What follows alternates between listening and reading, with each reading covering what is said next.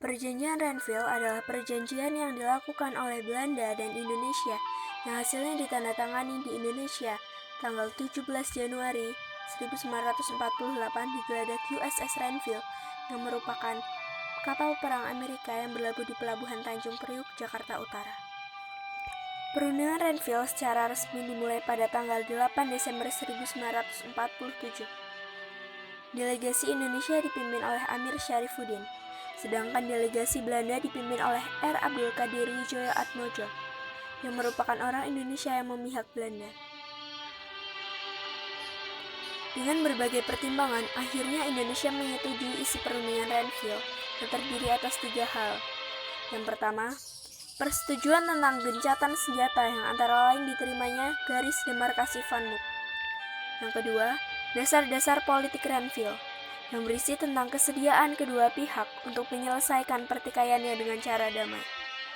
Yang ketiga, 6 pasal tambahan dari KTN yang berisi antara lain tentang kedaulatan Indonesia yang berada di tangan Belanda selama masa peralihan sampai penyerahan kedaulatan.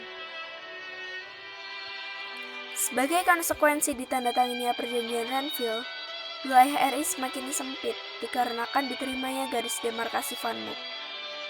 Berdasarkan garis demarkasi Van Mook, wilayah Indonesia tinggal meliputi Yogyakarta dan sebagian Jawa Timur.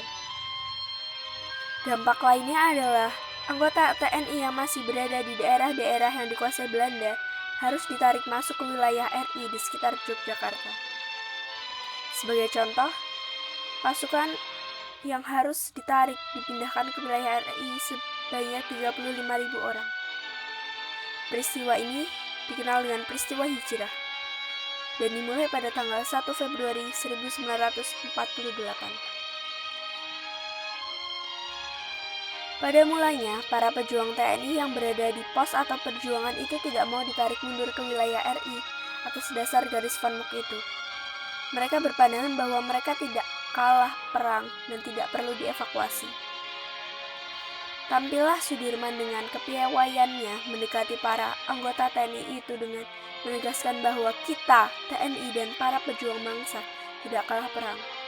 Prajurit tidak dievakuasi, tetapi melakukan hijrah ke tempat yang kondusif untuk melakukan konsolidasi untuk mencapai kemenangan yang lebih besar.